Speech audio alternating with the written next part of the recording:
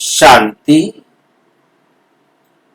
1 जून 2026 आज की साकार मुरली रंगीन बड़े बड़े अक्षरों में पढ़ें, सुने और गहराई से मंथन करें। हम प्रतिदिन प्रातः 4 बजे, 6 बजे, शाम को 4 बजे, 8 बजे मुरली मंथन करते हैं। आप सभी भी इस मुरली मंथन में साथी व सहयोगी बन सकते हैं, जिसके लिए इसी वीडियो के डिस्क्रिप्शन बॉक्स में गूगल मीट का लिंक दिया हुआ है, जिसके द्वारा आप चारों समय रोजाना एक ही लिंक से अपनी सुविधा अनुसार जुड़ सकते हैं। और यदि आपको जुड़ने में कठिनाई हो रही है तो आप सामने इसी वीडियो में जो आप देख रहे हैं, नीचे चलती हुई लाइन में व्हाट्सएप नंबर दिखाई दे रहा है, उस पर मैसेज करके आप लिंक प्राप्त कर सकते हैं, प्रश्न पूछ सकते हैं और आपका कोई सुझाव है तो वो सुझाव भी हम सबके हित में दे सकते हैं। इसके साथ इससे भी बढ़िया सबसे अच्छा आपको मोबाइल नंबर के बाद एक लिखा हुआ दिखाई दे रहा है www.brahmakumarisbkomshanti.com। आप इसे यहाँ सामने गूगल में या गूगल क्रोम में या किसी भी वेब ब्राउजर में आप लिखेंगे पूरा www.brahmakumarisbkomshanti.com। एक बार आपको ये पूरा लिखना होगा। उसके बाद अगली बार जब भी आप थोड़ा सा भी लिखेंगे तो ये समझ जाएगा और आपको दिखाई देगा लिखा हुआ ये ब्रह्मा कुमारीज बीके ओम शांति होम, ये दिखाई देगा तो आपने इसको क्लिक कर देना। जैसे ही आप इसे क्लिक करेंगे तो आपके सामने ये वेबसाइट खुल जाएगी और ये सारी वेबसाइट में आपको बाबा का ज्ञान सारा मिलेगा, जिसमें सबसे पहले जितनी भी हमारी वीडियोस YouTube पर बनी हुई है वो सारी की सारी आपको यहाँ पर दिखाई देंगी। और ये वीडियोस 5000 से भी अधिक बनी हुई है। आप जैसे ही क्लिक करेंगे तो आपके सामने ये सारी वीडियोस जो अब तक डल चुकी हैं वो सारी आपको दिखाई देगी। जैसे आज की मुरली भी आप देख रहे हैं, 1 जून 2026 की मुरली आपको दिखाई दे रही है और इससे पहले जितनी भी मुरलियां डल चुकी हैं वो सब आपको दिखाई देंगी। इसके अंदर इस समय 338 मतलब आगे पेज है, मतलब 339 पेज है समझो, तो एक पेज पर 15 वीडियो दिखाई देती हैं। तो ये 5000 से भी ज्यादा वीडियोस जो है ना आपको दिखाई दे रही। ये आप सारी नंबर वाइज देखेंगे, यहाँ पर आपको जैसे जैसे वो डली हैं अब से पीछे आपको सारी वीडियोस दिखाई देंगी। आप उन वीडियोस को जब भी दोपहर को देखें, शाम को देखें, रात को देखें, जब देखें उस टाइम तक जितनी भी वीडियो डली होंगी वो सब आप देख सकते हैं। इसके साथ आप रोजाना मुरली देखना चाहते हैं, मुरली चाहते हैं तो आप एक क्लिक करेंगे तो आपको सामने आ जाएगा और यहाँ आप जैसे आज आप 3-4 तारीख तक की मुरलियां जो है ना देख सकते हैं। 4 तारीख तक मतलब 2-3 दिन आगे तक की मुरलीज जो है ना आप देख सकते हैं और ऑडियो में सुन सकते हैं। और उससे पीछे कितने तक भी देखना चाहें तो आप देख सकते हैं। इसके साथ आपको आज का जैसे ये प्रश्न पत्र है ये आपको मिल रहा है। आज की मुरली जब आप पढ़ लेंगे उसके बाद आप इस मुरली को जब भी सुविधा हो, जब भी टाइम हो, दिन में 1 बार, 2 बार, 4 बार आप इस प्रश्न पत्र को भर सकते हैं, जिसमें आपको हर प्रश्न के साथ 4 ऑप्शन मिलते हैं खालिस्तान है, ज्ञान पर, योग पर, धारणा पर, सेवा पर, तो आपका एक प्रकार से सारी मुरली का रिवीजन हो जाता है जब आप मुरली के प्रश्न देते हैं। पहले समय होता था कि सभी भाई बहनें क्या क्या समझ में आया है सुनाते थे। ये उस सुनाने की जगह पर एक बहुत अच्छा ऑप्शन है जिसको आप अपने उसमें लेके आएंगे तो आपको उसका बहुत लाभ जो है मिलेगा। जीवन में आपको मतलब ज्ञान की जो बातें हैं वो याद रखने की आदत बनेगी। और इसमें जुड़ने के लिए इसके नीचे दिया है लाइव मुरली मंत्र। आप इसको क्लिक करेंगे तो आपके सामने, मैं भी यहीं से रोजाना जुड़ता हूं, आप करेंगे तो आगे आएगा ज्वाइन नाउ, बस आप इसे ज्वाइन करेंगे और ज्वाइन हो जाएंगे। इसके साथ ये बुक्स हैं और फिर ये ब्रह्मा कुमारी का परिचय है, हमारा परिचय है, और जितनी भी मूल्य अव्यक्त मूल्य हैं, सारी जितनी भी अव्यक्त मूल्य हैं यहाँ आप एक ही क्लिक के अंदर प्राप्त कर सकते हैं, सारी की सारी मूल्य। और उसके बाद राजयोग के ऊपर जितने भी कोर्स बने हुए हैं, वीडियोस बने हुए हैं, भाई बहनों के द्वारा पूछे गए जितने प्रश्न हैं उन सभी का उत्तर यहाँ पर दिया गया है। आप एक किसी को भी खोलेंगे, आप जैसे राजयोग को खोलते हैं तो आपको राजयोग के अंदर सारी वीडियोस जो राजयोग से संबंधित बनी हुई हैं वो सारी आपको मिलेंगी। आप उनमें से जो भी देखना चाहें देख सकते हैं, राजयोग के बारे में, राजयोग के कोर्स के बारे में, और इनको जिनके पास भी भेजना चाहें भेज सकते हैं। भेजने का तरीका यह है कि आप मोबाइल पर हैं तो थोड़ी देर इसके ऊपर उंगली लगा के रखेंगे तो आपके सामने ऐसा एक बॉक्स खुल के आएगा जिसमें आपने देखना है, लिखा हुआ है कॉपी लिंक एड्रेस। आप उसे क्लिक करेंगे, आप उंगली से इसको टच करेंगे तो ये लिंक कॉपी हो जाएगा और व्हाट्सएप में जाकर या जो भी आपके पास फेसबुक है, इंस्टाग्राम है, कोई भी चीज है, आपने एक बार कॉपी कर लिया, जब तक आप अगला कॉपी नहीं करेंगे तब तक आप इसको किसी को भी भेजते रहो, भेजते रहेंगे, भेजते रहेंगे, भेजते रहेंगे। तो इस प्रकार से आप सारे विश्व में कितनी आत्माओं तक सेवा करने का भाग्य बना सकते हैं। ये आपके लिए सबसे अच्छा साधन है। खुद भी देखें और औरों को भी देखने के लिए उनके पास भेजें। और जो भी आप प्रश्न पत्र भेजना चाहते हैं, लिंक भेजना चाहते हैं, कुछ भी भेजना चाहते हैं, आप यहाँ से भेज सकते हैं। मेरे पास भेजने की भी जरूरत नहीं है कि भी आप हमारे पास लिंक भेजो, उनके पास लिंक भेजो। आप जिसके पास लिंक भेजना चाहो आप खुद ही उसके पास लिंक भेज सकते हैं और वो जुड़ सकते हैं। अच्छा, ओम शांति। आज की साकार मुरली का सार। मीठा मीठा बाबा कहते मीठे बच्चे, बाप की श्रीमत है, एक बाप ही श्रीमत देते हैं और उस बाप की श्रीमत है कि इस पुरानी दुनिया से अपना मुख मोड़ लो। रोजाना किसी ना किसी तरीके से बाबा हमें समझाने का प्रयास करते हैं कि आप इस संसार से अपना बुद्धि योग निकालो, एक बाप को याद करो। क्यों?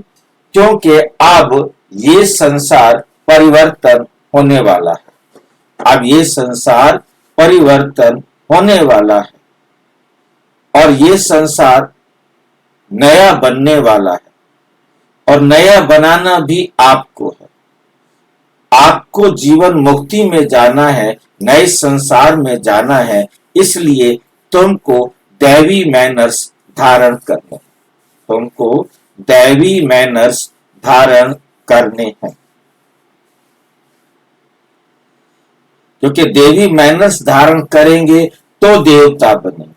देवताओं की दुनिया में जाना है तो उस जैसे गुण, उस जैसा व्यवहार अपने जीवन में लाना होगा। जिस देश में जाना है उस देश की करेंसी भी आपके पास होनी चाहिए। और हमें सतयुग में जाना है तो सतयुग की करेंसी क्या होगी? क्या सतयुग में कोई करेंसी होती है जो हम अब कमा के ले जाएं? सतयुग की करेंसी क्या है? कौन बताएंगे?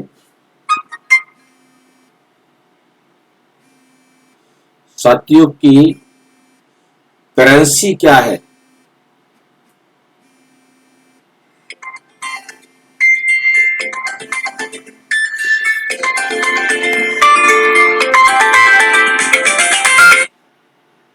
हेलो, कट गया।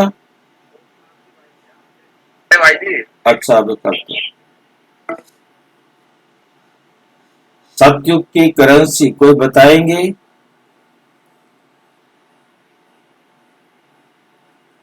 विक्रमानुसार आत्मा करना है। सतयुग की करेंसी कौन बताएगा? 50 भी नहीं कर सकते, 51 भी नहीं कर सकते। सतयुग की करेंसी किसी को पता है?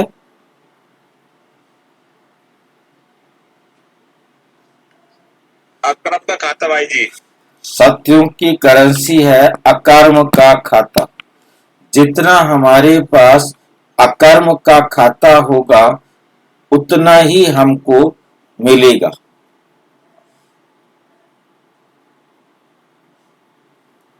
सतयुग में जाने के लिए सतयुग की करेंसी को प्राप्त करना जरूरी है। जीरो अकाउंट खुलवा दिया ना भाई जी आज। हाँ जी, जीरो बैलेंस वाला अकाउंट। जीरो बैलेंस वाला अकाउंट। मोदी जी ने जीरो बैलेंस वाला अकाउंट खुलवा दिया। हाँ, सबके हमारा जीरो वाला। बिल्कुल, यहाँ भी हमारा जीरो बैलेंस वाला अकाउंट खुला है। दे देता खोल के, आ जाओ भाई खाता जीरो वाला खुलवा। अब क्या करें भाई? हाँ, अब करेंसी आप डालेंगे खाते में, तो 10,000 ले जाओ खर्चा। करेंसी भी बाबा कहता है खाता शुरू करो। हाँ, पहले खाता खुलवा देता है, कहता है बाबा टाइम आ जाते भगा देते सब कुछ, जाओ खेल के आओ थोड़ी देर के लिए। फिर बच्चे यहाँ लग जाते हैं, वो धक्का दे देता वहां से। बिल्कुल, धक्का तो खैर नहीं देता। ड्रामा अनुसार हम आत्माएं अपने आप आ जाती हैं। अकाउंट खोलने के लिए भी कहता है और अकाउंट हम अपने आप ही खोलते हैं। कोई हमारे पास आता नहीं है अकाउंट खोलने के लिए, और हमारा अकाउंट परमानेंट खुला हुआ है। केवल हम उस अकाउंट के अनुसार अपना काम शुरू करते हैं। फर्क सिर्फ इतना है, अब हमें अपने अंदर दैवी मैनर्स धारण करने हैं, क्योंकि हमको सतयुग में जाना है। तो अब बाबा कहते बच्चे, अब तुम अपना मुख इस संसार से मोड़ लो। प्रश्न, कौन से मैनर्स बाप के सिवाय कोई भी सिखला नहीं सकता? मैनर्स से क्या मतलब है हमारा? कौन से मैनर्स कोई हमें सिखला? हाँ जी, व्यवहार। हमारा व्यवहार, कौन सा व्यवहार बाबा हमें आकर सिखाते हैं?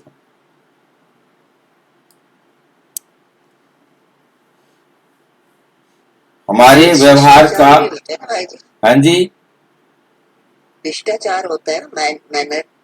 हाँ, शिष्टाचार, मैनर्स, व्यवहार, मैनर्स, मतलब शिष्टाचार दुनिया वालों का हर एक का शिष्टाचार या व्यवहार अपना अपना रहता है।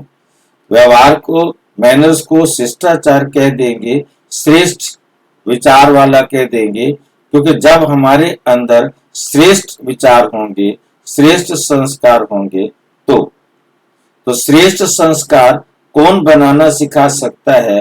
बाप के सिवाय कोई भी सिखला नहीं सकता।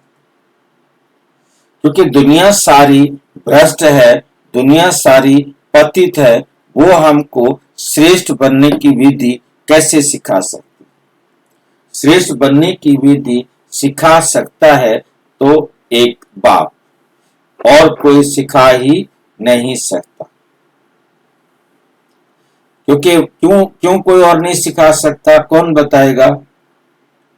दूसरा कोई क्यों नहीं सिखा सकता?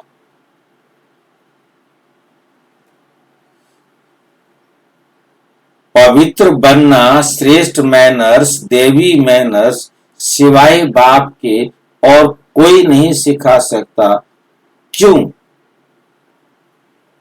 कोई और पवित्र है नहीं। नंबर 1 कारण आपने बताया कि और कोई पवित्र है नहीं। चलो, और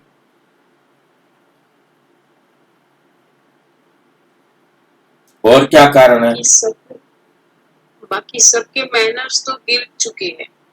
सतयुग से आते आते सबके मैनर्स गिरे हुए हैं, तो कौन सिखाएगा? और दूसरा खुद नहीं आता मैनर्स अभी। क्योंकि बाकी दुनिया में कोई भी ऐसा नहीं है जो उतना पवित्र हो जितना पवित्र शिव बाबा है। वह परमात्मा आकर के हम सबको आत्मा का परिचय भी देते हैं और आकर हमें समझाते हैं कि जितने भी मैनर्स हैं वो आत्मा ने धारण करने हैं।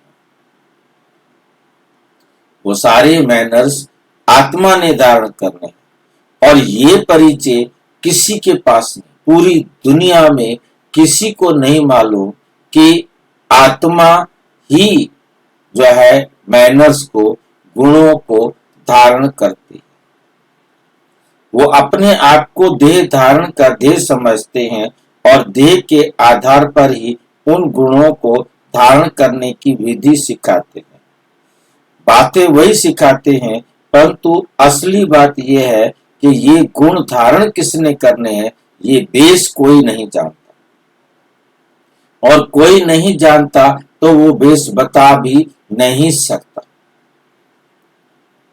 बेसिक ज्ञान ही दुनिया में किसी के पास नहीं है। और बाबा आके बताते कि तुम्हें घर गृहस्थ में रहते पवित्र रहो। दुनिया वाले पवित्र रहने के लिए समझते हैं कि आग और कपास, आग और कपूर ये दोनों इकट्ठे रहे और आग ना लगे, ऐसा हो नहीं सकता।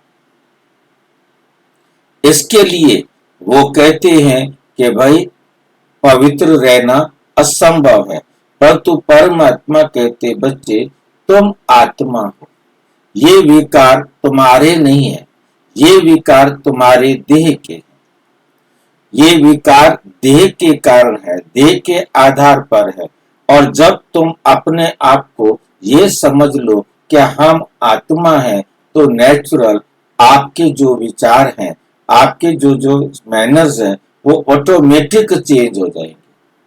आत्मा को क्या चाहिए, देह को क्या चाहिए, ये दोनों अंतर बहुत अच्छी तरह अपनी बुद्धि में समझने।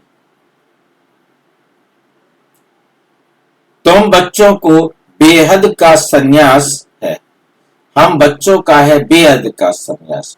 वो संन्यास करते हैं एक जन्म क्या, एक परिवार से 2, 4, 5, 10 लोगों से छोड़कर चले जाते हैं और जंगल में जाकर तपस्या करते हैं, परंतु वहां पर इतने लोगों की भीड़ उनके पास इकट्ठी हो जाती है कि वो 2, 4, 5 छोड़कर गए थे और वहां इतनी बड़ी भीड़ के चक्कर में फंस जाते।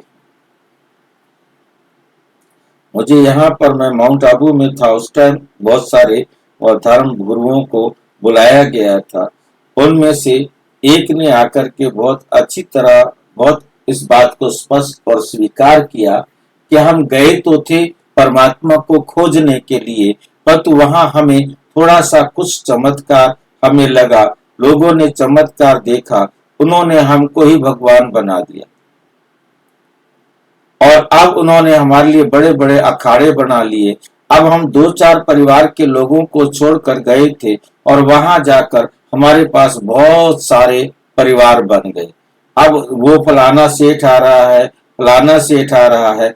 अब हम उस सेठ के आने के लिए, उस सेठ की व्यवस्था के लिए लगे रहते हैं कि वो सेठ आएगा तो वो धनी व्यक्ति आएगा, वो बिजनेसमैन आएगा, उसके रहने की व्यवस्था करेंगे।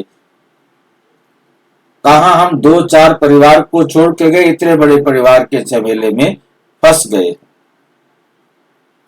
हम उस रास्ते से भटक गए हैं जिस रास्ते पर हम परमात्मा को ढूंढने के लिए गए थे। तुम जानते हो पवित्रता की धारणा से बाकी सब मैनर्स स्वतः आ जाते हैं। कोई मुझे पवित्रता की धारणा बताएगा, क्या होती है पवित्रता की धारणा?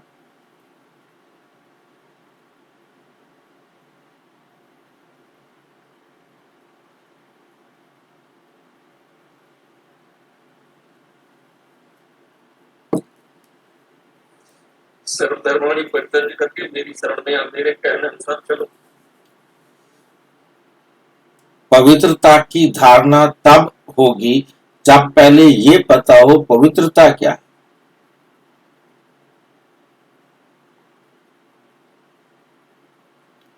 पवित्रता किसे कहते हैं? नहीं हूँ, हाँ जी, मैं आत्मा हूँ, मैं देह नहीं हूँ। मैं आत्मा हूं, मैं ये देह नहीं हूं।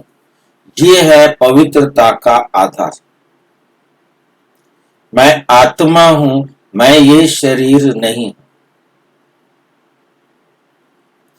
जब ये बात समझ में आती है, आत्मा ने ही इन सब गुणों को धारण करना। तो पवित्रता माना अपने आप को आत्म स्मृति में लाना, अपने आप को आत्मा अनुभव करना।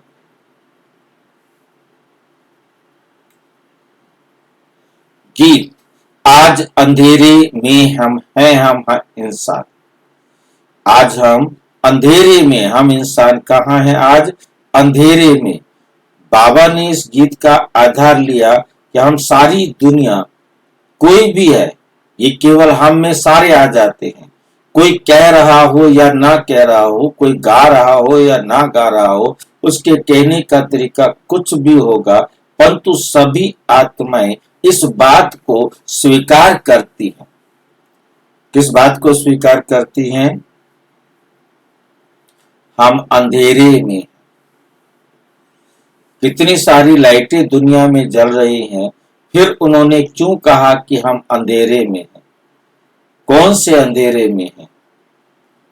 अज्ञानता के, पावर कट हो गया।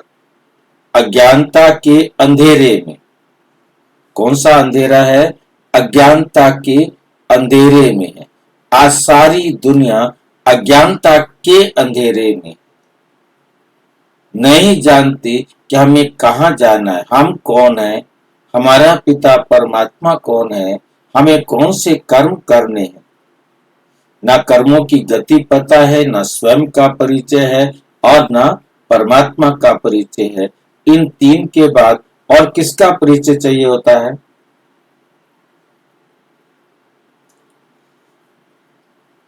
चौथा परिचय बहुत जरूरी है, वो है वर्ल्ड ड्रामा।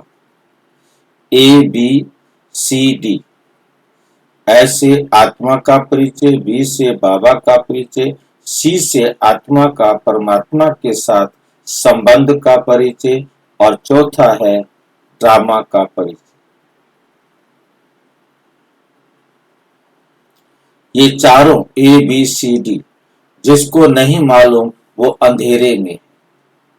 बच्चों ने गीत की एक लाइन सुनी और एक तरफ है सारी दुनिया भक्ति मार्ग वाले और दूसरी तरफ है तुम बच्चे ज्ञान मार्ग वाले। एक तरफ है सारी दुनिया भक्ति मार्ग वाले और दूसरी तरफ है सारी दुनिया, वो है सारे के सारे भक्ति मार्ग वाले। दूसरी तरफ है तुम बच्चे ज्ञान मार्ग वाले। भक्ति मार्ग वाली तरफ तो सारी दुनिया है और ज्ञान मार्ग वाली तरफ सिर्फ तुम थोड़े से बच्चे हो। वे भक्ति की सीढ़ी चढ़ते रहते हैं और तुम बच्चे फिर ज्ञान की सीढ़ी चढ़ते हो, भक्ति की सीढ़ी उतरते हो। बच्चे जानते हैं आधा कल्प से भक्ति की सीढ़ी चढ़नी होती है, आधा कल्प से भक्ति की सीढ़ी चढ़नी होती है।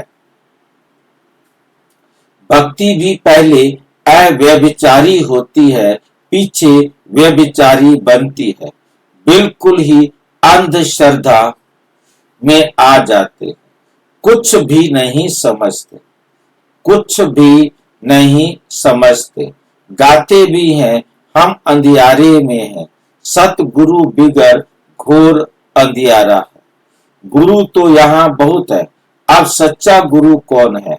साधु संत महात्मा भक्त आदि सब साधना करते हैं अथवा याद करते हैं, शास्त्र वेद उपनिषद आदि पढ़ते हैं, फिर भी कहते हैं भगवान जब आए तब ही आकर हमारी सदगति करे। सदगति दाता को ही पतित पावन कहा जाता है। अभी तुम बच्चे घोर अंधियारे में नहीं हो, तुम ज्ञान की रोशनी में आए हो।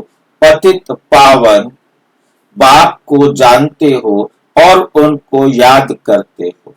जितना जो बच्चा याद करता है और ज्ञान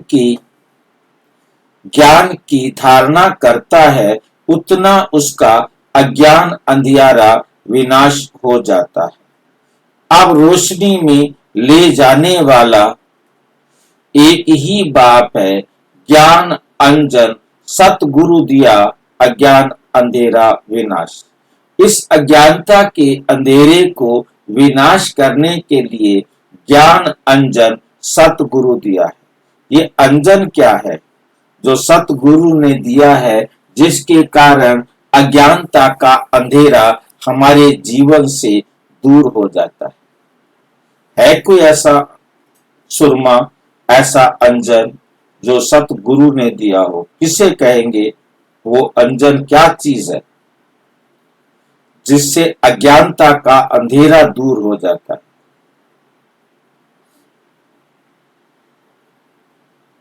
ज्ञान अंजन।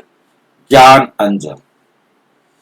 कौन सा ज्ञान? कौन सी किताब का ज्ञान देते हैं?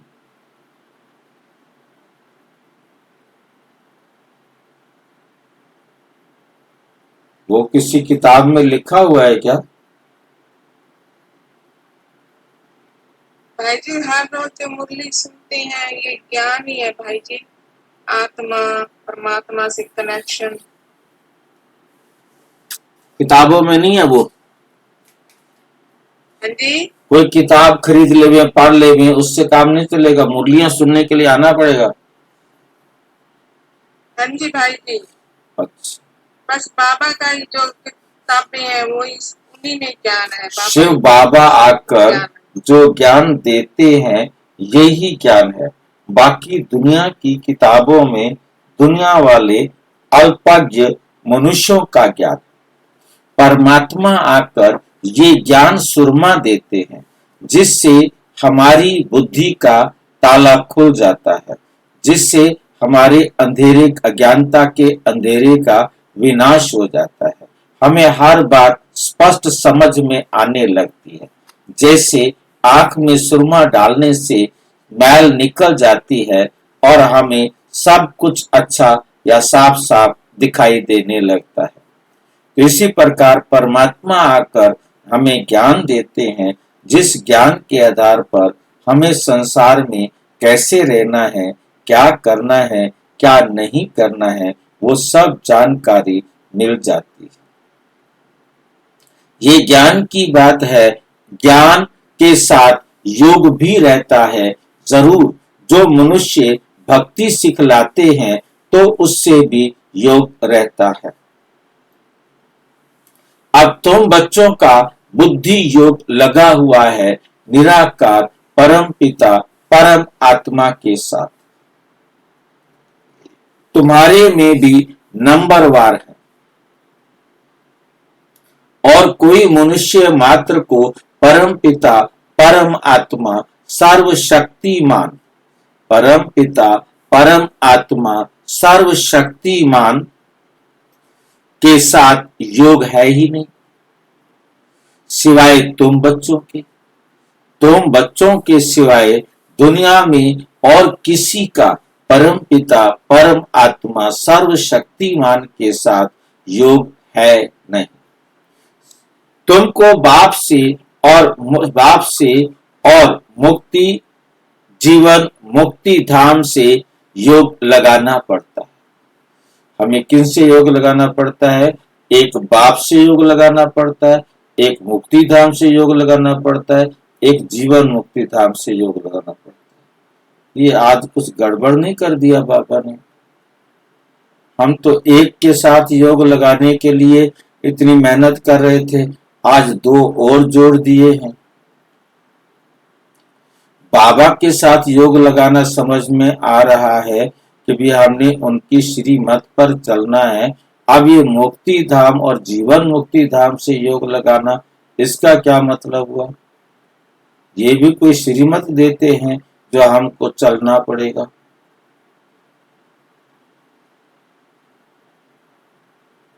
मुक्ति धाम माना परम अवस्था, अपनी अवस्था को वैसी बनानी है।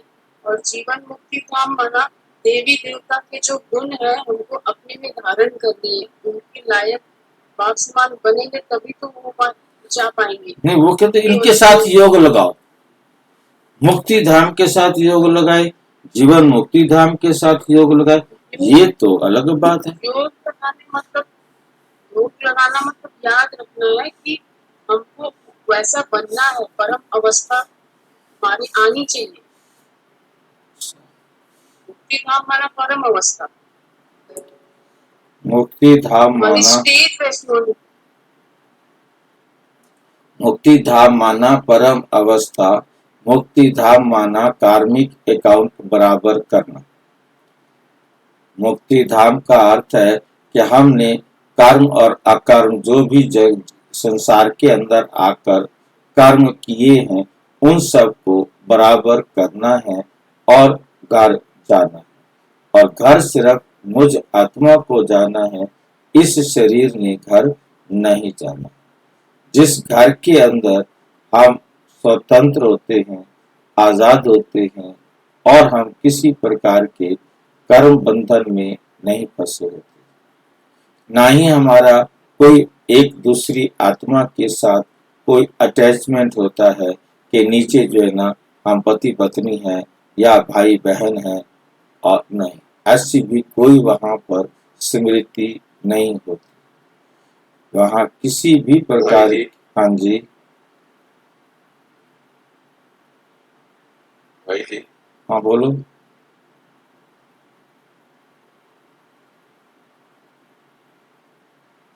कर्जा था, हम बाबा के पास आए थे, हाँ जी बाबा चुकाएगा कर्जा। कर्ज बहुत लग गया था, चुक नहीं रहा था हमसे, बाबा के पास आ गए, बाबा चुकाओ। बाबा ने भगा दिया, जाओ पहले कर्ज चुका गया। बाबा कहते जाओ पहले कर्जा चुका के आओ। पहले कर्जा चुका गया फिर आना मेरे पास। वो ऑटोमेटिक सब होगा। बाबा ये समझा रहे हैं, आप सब एक दूसरे के साथ अपना कार्मिक अकाउंट बराबर कर रहे हो। आप एक दूसरे के साथ अपना कार्मिक अकाउंट बराबर कर रहे हो।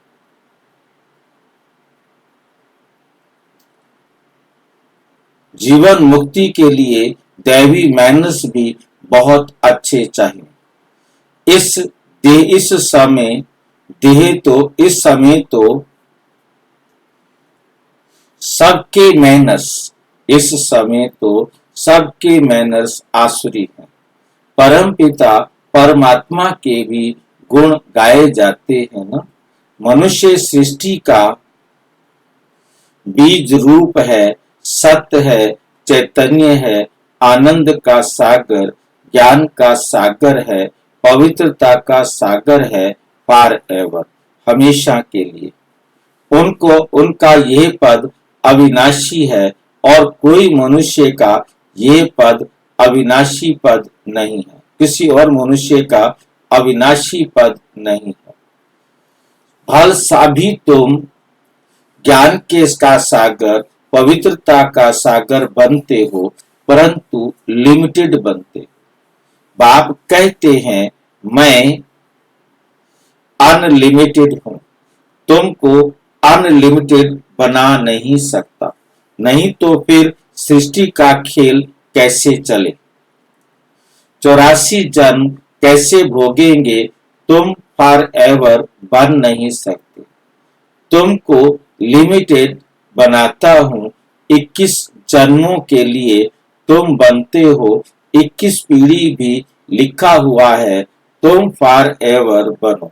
ये ड्रामा में कायदा नहीं, मैं तो हूं ही एवर प्योर, मैं रहता ही हूं परम धाम में, मेरे पास ज्ञान पवित्रता आदि है ही है।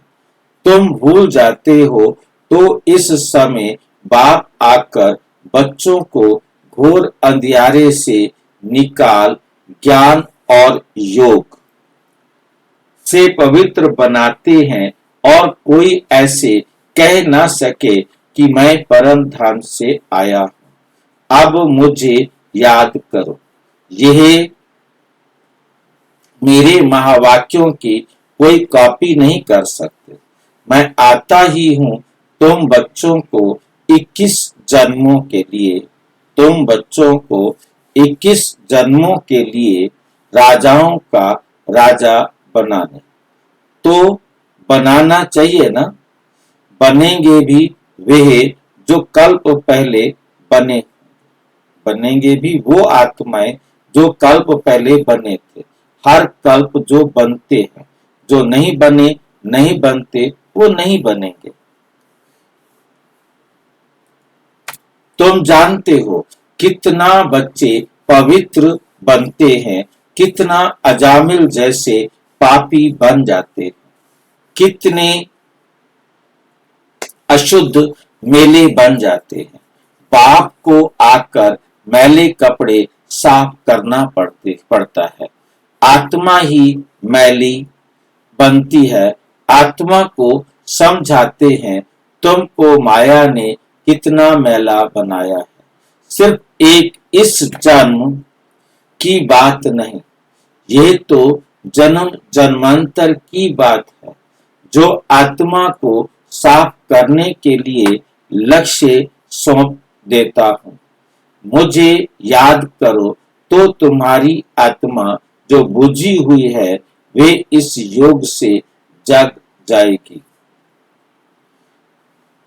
जितना जितना मुझ बाप को याद करेंगे, स्मृति दिलाते हैं तुमको हमने स्वर्ग में भेजा था,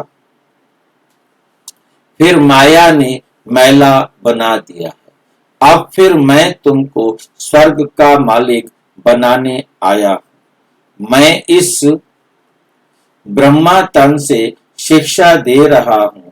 आत्मा से बात करते हैं, हे बच्चे लौकिक बाप की विस्मृति करो, लौकिक बाप की विस्मृति करो।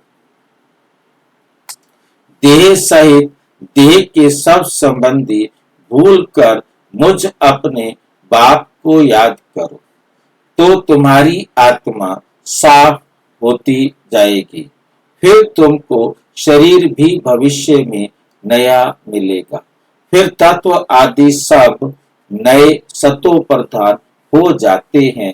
बाप कहते हैं अब इस पुरानी दुनिया को भूलते जाओ, मुझे याद करो तो तुम मेरे पास आकर फिर स्वर्ग में जाएंगे। ये पुरानी दुनिया है, इसमें कोई चीज बनाते हैं तो उस पर नया नाम रख देते हैं।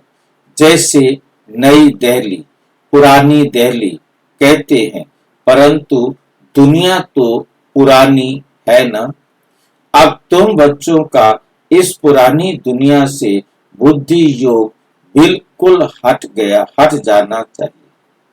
हम आत्माओं का स्वीट होम व निर्वाण धाम है। वहां जाना है, अपने को आत्मा निश्चय करना पड़े। बाप कहते हैं, मुझे याद करो तो अंतमति सो गति हो जाएगी। मनुष्य जो अनेकों को याद करते हैं, कोई किसी गुरु को, कोई श्री कृष्ण को, श्री कृष्ण आदि कहाँ गए, ये कोई भी नहीं जानते। ये नहीं समझते कि पुनर्जन्म में सबको आना है।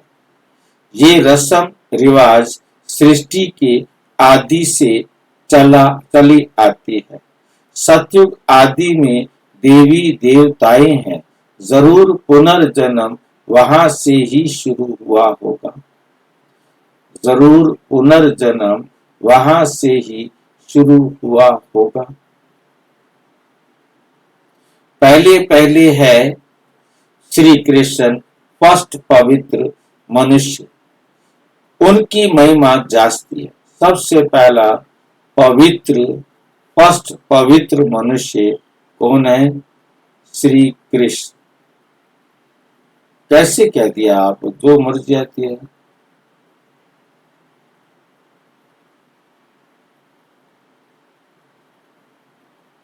श्री कृष्ण फर्स्ट पवित्र मनुष्य है। ठीक बोल रहे हैं बाबा। लक्ष्मी नारायण पहले आते हैं कि श्री कृष्ण आते हैं? हाँ जी, श्री कृष्ण पहला पवित्र इसलिए क्योंकि उनको जो जन्म देते हैं वो भी तो अपवित्र शरीर से किनको जन्म देते हैं। किनको जन्म देते हैं? कौन किसको जन्म देते श्री हैं? कृष्ण के जो माता पिता हैं वो भी तो श्री कृष्ण को जन्म देते हैं अभी संगम पर। संगम पर देते हैं, जबकि उनका अपना जन्म अपवित्रता के आधार पर हुआ है, परंतु वो पवित्रता से जन्म देते। वो पवित्रता से जन्म देते। खुद का उनका जन्म विकार से हुआ, परंतु वो निर्विकारी जन्म देने के निमित्त बनते।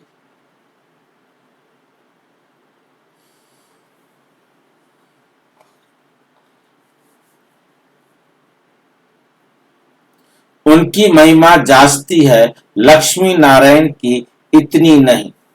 क्योंकि बच्चे पवित्र सतो प्रधान होते हैं, तो महिमा बच्चों की गाई जाती है।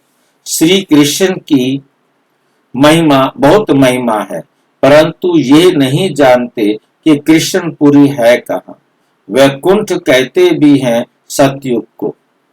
फिर पता नहीं श्री कृष्ण को द्वापुर में क्यों कह दिया है। वही चीज दूसरे कोई नाम रूप देश में आ न सके। वही नाम रूप दूसरे जन्म में हो नहीं सकता।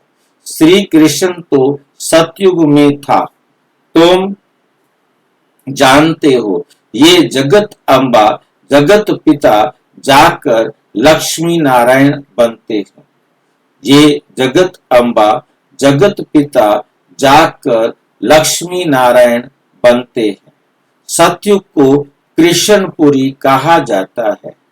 अब है कंसपुरी। ये सब आसुरी नाम है। वहां थे देवी संप्रदाय, यहाँ है आसुरी संप्रदाय। बाप बैठ बच्चों को संगम पर समझाते हैं। वो बाप है रचयिता। वे बाप है रचयिता। उनको कहा जाता है मनुष्य सृष्टि का बीज रूप। तो जरूर नई मनुष्य सृष्टि रचेंगे।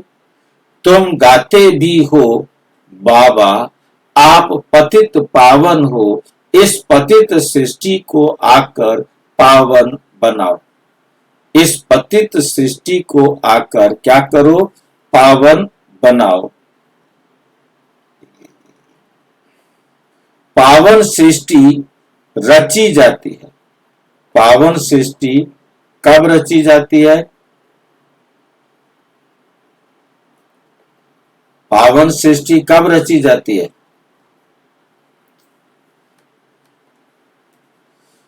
जब एक बार पुरानी सृष्टि का विनाश करा।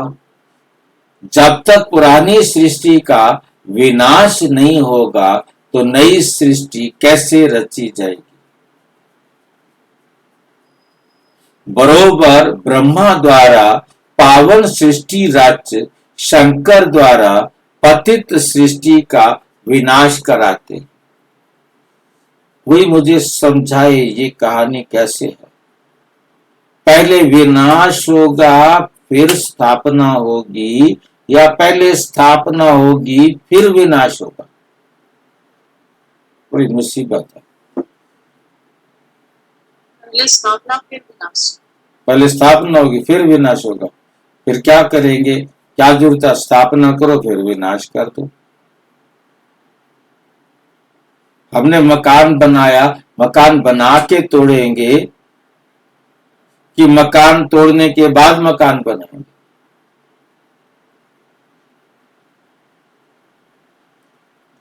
मकान बना के तोड़ेगा तो नहीं ना कोई।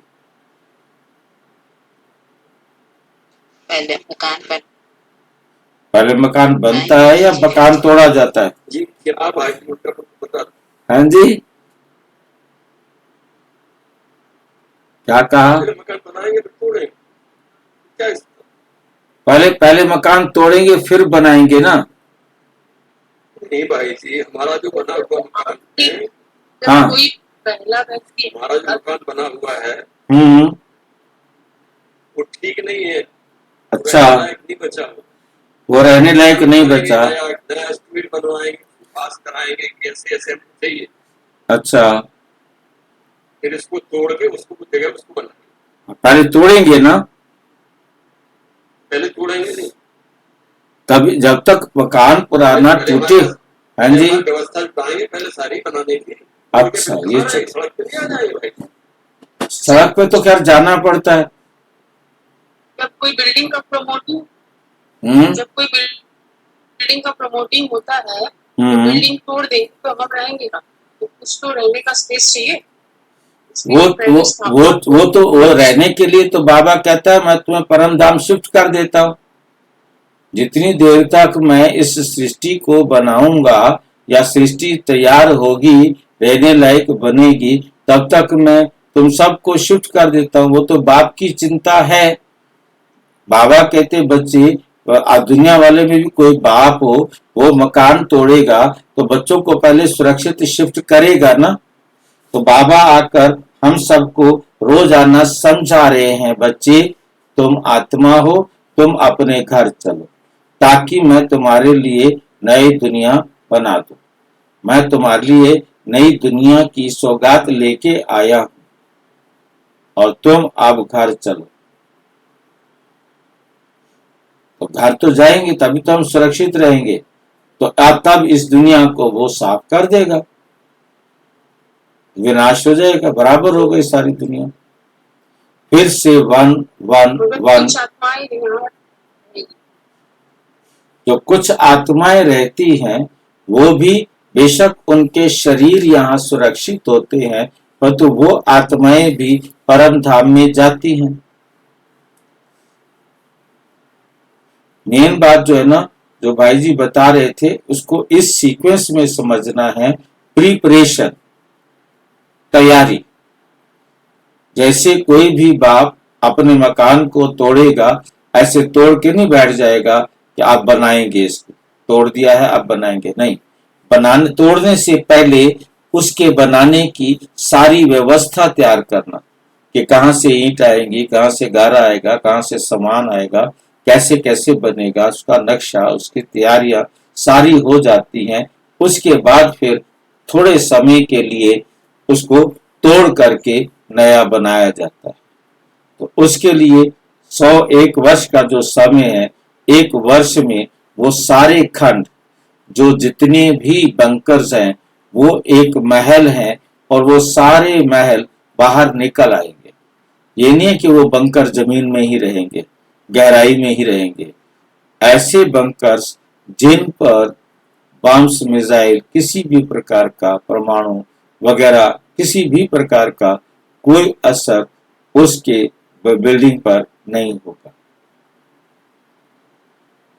अब ये बिल्डिंग, ये बंकर दुनिया के किसी भी कोने में बना होगा, कितना भी नीचे बना होगा, सारी धरती जब साफ होगी वो बंकर ऊपर खड़ा होगा, बाकी सब कुछ भी नहीं होगा। और वो बाहर निकलेंगे अपने शरीर को पहन करके और बाहर आकर खड़े हो जाएंगे। मीन्स समाज के लोग सभी मिलेंगे और एक दूसरे के संबंध संपर्क में आएंगे, नियमावली बनेगी और वो नियमावली को लिखित नहीं होगी, सबको पता है कि हमने कैसे व्यवहार करना है। वो जीवन में उनके ऑटोमेटिक ये धारणा, जो धर्म ही धारणा है, वो धारणा जो है परमात्मा के पास आपको मिलेगी।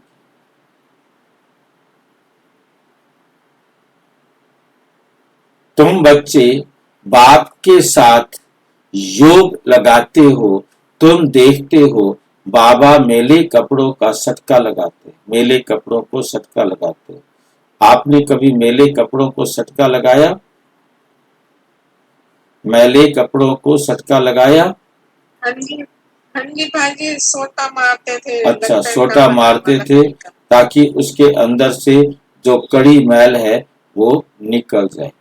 कोई टूट भी पड़ते थे, कपड़े फट भी जाते थे और सटका मारने से। गर्म पानी में सोडा डाल के। हाँ जी,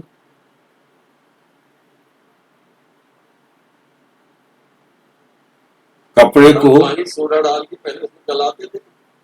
पहले पानी सोडा डालते थे और मतलब अभी साबुन है वही समझ लो, सोडा जो डालते थे। डिटर्जेंट आ गया, आप- केमिकल आ गया। हाँ, अब जो है ना थोड़ा सा सॉफ्ट हो गया है तरीका और तरीके में चेंज आया, परंतु मेन है कि मैल पहले भिगो के रख देते थे ताकि मैल जो है ना सॉफ्ट हो जाए, छूट जाए, थोड़ा नरम हो जाए और फिर उसको सटका मारने से, हाथों पर जोर लगाने से उतना जोर नहीं लगता जितना जोर सटके से लगता है। तो इस प्रकार से सटके से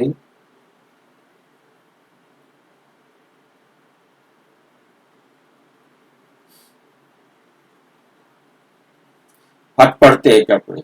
कोई तो बहुत मेले अजामिल जैसे पापी हैं जो बिल्कुल धारणा नहीं होती है। बाप कितना अच्छी बातें समझाते हैं, मीठे लाडले बच्चे, मुझ मोस्ट बिलवेड बाप को याद करो, मुझ मोस्ट बिलवेड बाप को याद करो, मोस्ट बिलवेड सुख धाम को याद करो। ये भी तुम अब जानते हो, दुनिया में कोई को पता नहीं, ये तो अब है अति दुखदायक। मनुष्य त्राही त्राही करते रहते हैं, एक दो को मारते रहते हैं, फिर कहते हैं भगवान रक्षा करो। ये जरूर मुख से निकलेगा। बाप तो लिबरेटर है। तुम बच्चे तुम जानते हो बाप आए हैं हम बच्चों को इन पर्टिकुलर और सबको इन जनरल सुख धाम में ले चलने के लिए। तुम बच्चों में भी नंबरवार है जिनको ये नशा है कि ये पढ़ाई कोई कम नहीं है। पढ़ाते भी देखो किसको हैं, अजामिल जैसे पाप आत्माओं को पढ़कर स्वर्ग का मालिक बना देते, स्वर्ग का मालिक बना देते हैं। तमो प्रधान तो सब हैं, उनको सतो प्रधान दुनिया में ले जाना पड़ता है। बच्चों को बार बार समझाते हैं कि यह यहाँ दैवी गुण धारण करने हैं। यहाँ क्या करना है? दैवी गुण धारण करने हैं।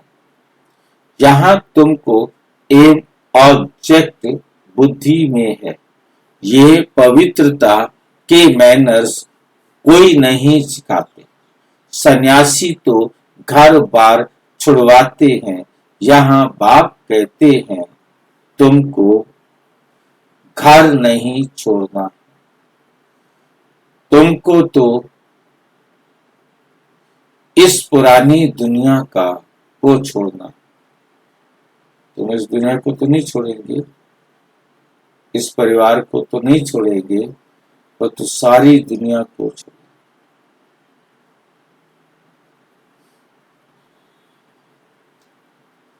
वो है हद का सन्यास, ये है बेहद का सन्यास। उन सन्यासियों को भी कितना मान मिलता है। साधु समाज गवर्नमेंट को भी मत राय देते हैं। आगे चलकर ये सन्यासी आदि भी तुम माताओं के चरणों में गिरेंगे।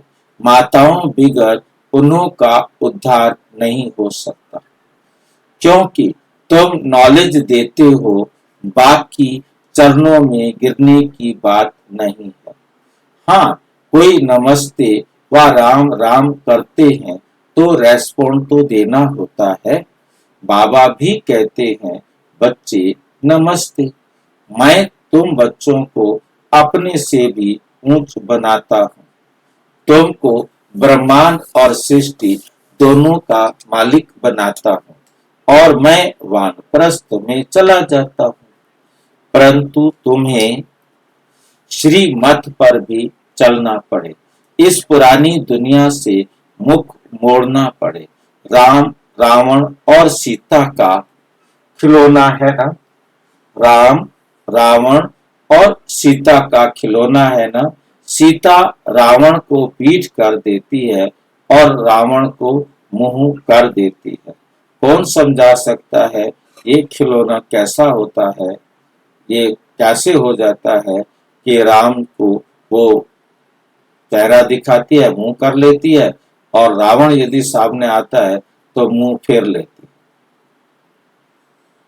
कौन बता सकता है? अजीब चुंबक का खेल बना के बताए थे। कैसे चुंबक का खेल काम करता है ये? वो नेगेटिव पॉजिटिव का चक्कर करके।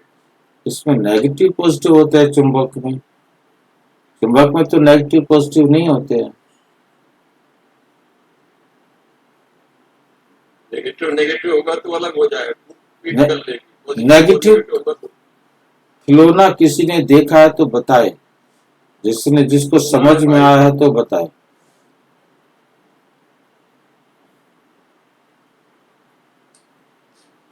किसको समझ में आया है ये खिलौना? जो चुंबक होता है ना, तो चुंबक में दो ध्रुव होते हैं, पोल होते हैं। दो पोल होते हैं, हाँ, एक नॉर्थ और एक साउथ। साउथ पोल होते हैं। हम्म। तो जो नॉर्थ पोल, वैसे चुंबक के हिसाब से नॉर्थ पोल साउथ पोल को खींचता है, चिपक जाता है आपस में, चिपक जाता है। और जो नॉर्थ नॉर्थ और साउथ साउथ होगा वो अलग अलग अलग हो जाए। तो राम रावण कहाँ से आ गया? हाँ जी, जी। इसमें राम रावण सीता कहाँ है? हाँ, फिर आपने कल बताया था, उसको समझाया था, तो फिर दूसरा पक्ष लिया आपने कि उसकी चुंबक के ऊपर बाबा ने जब पता लग गया कि नॉर्थ नॉर्थ अलग अलग जाते हैं और नॉर्थ साउथ चिपक जाते हैं, तो चुंबक के ऊपर ही, चुंबक के बीच में सीता का फोटो लगा दिया। ये चुंबक कहाँ कहाँ होती है? पकड़ के खड़ा होता है कोई या अलग होती है? नहीं, पकड़ के नहीं खड़ा होता, अलग होती है। अब चुंबक, आखिर दो चुंबक जोड़ेंगे तो पकड़ना तो पड़ेगा ना।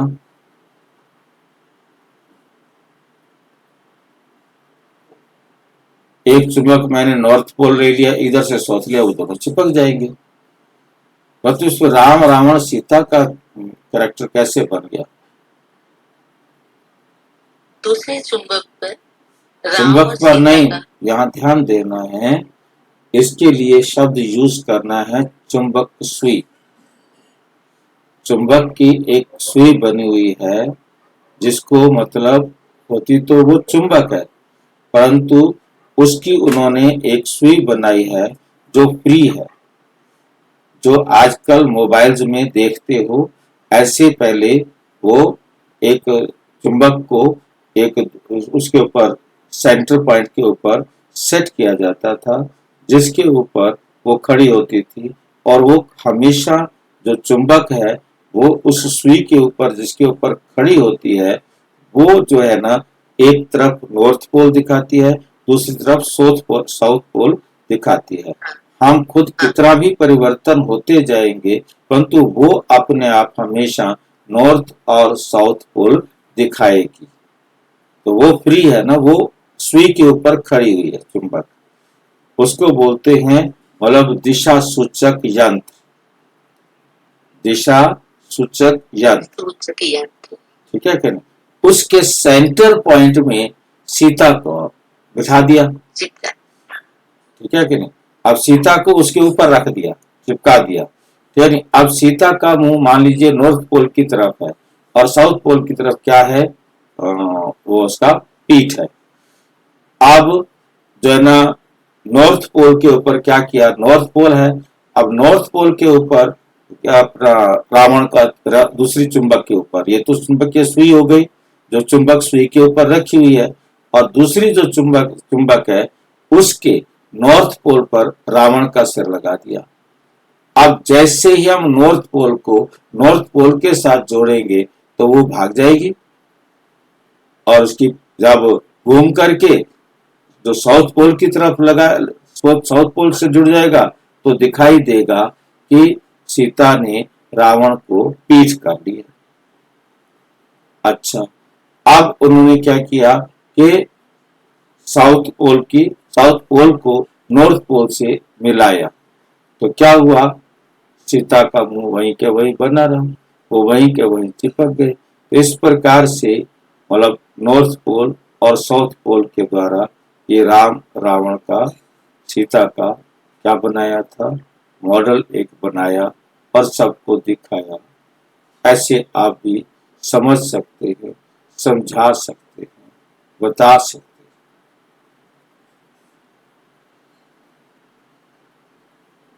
सीता रावण की पीठ कर देती है, राम को मुंह करती है। श्री कृष्ण का भी चित्र है, नरक को लात मार रहा है और स्वर्ग का गोला हाथ में है।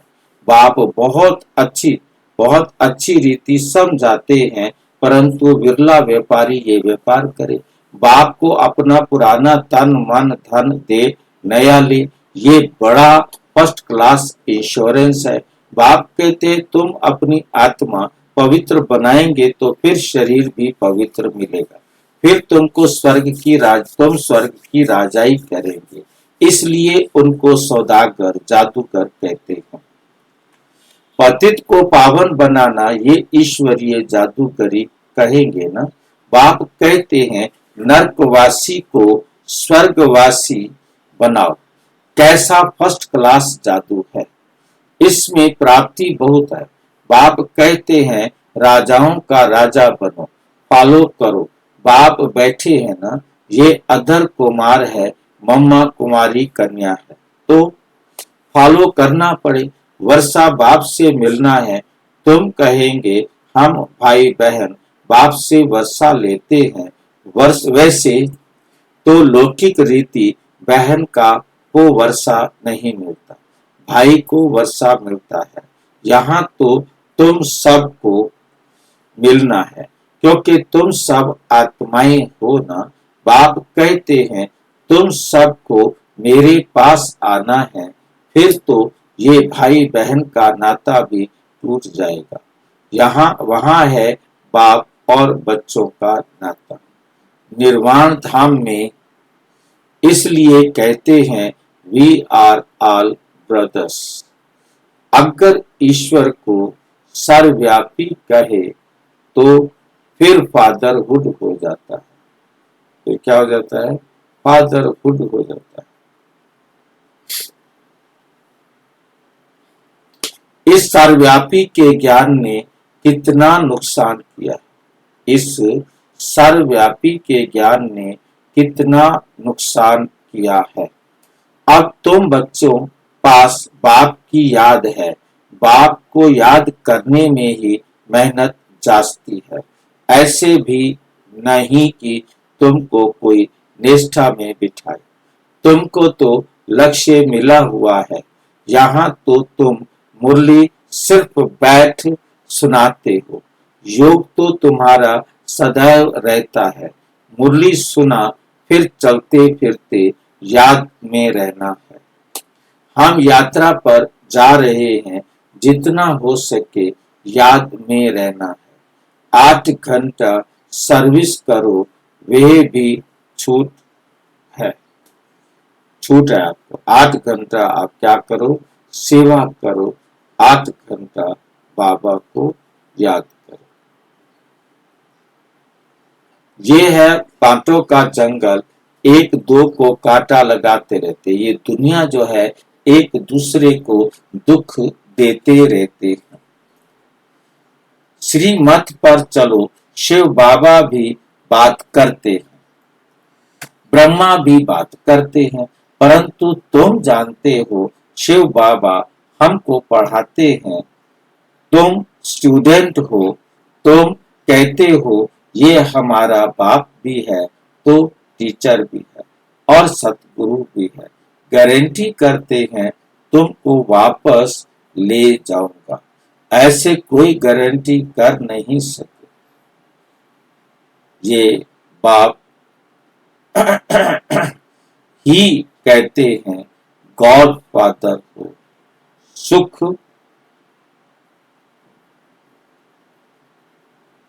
देने वाला धर्म स्थापन करता है, उस बाप को जानते नहीं। बाप को जाने तो बाप की प्रॉपर्टी भी जान जाए। अच्छा, मीठे मीठे सिक्की लदे बच्चों प्रति माता पिता बाप दादा का याद प्यार और गुड मॉर्निंग। रूहानी बाप की रूहानी बच्चों को नमस्ते। हम रूहानी बच्चों की रूहानी बाप दादा को नमस्ते नमस्ते नमस्ते। धारणा के लिए मुख्य सार नंबर 1, एम ऑब्जेक्ट को सदा सामने रख दैवी गुण धारण करने हैं। सतो प्रधान दुनिया में चलने के लिए पवित्रता के मैनर्स अपनाने हैं। बुद्धि से बेहद का संन्यास करना है। मोस्ट बिलविड बाप को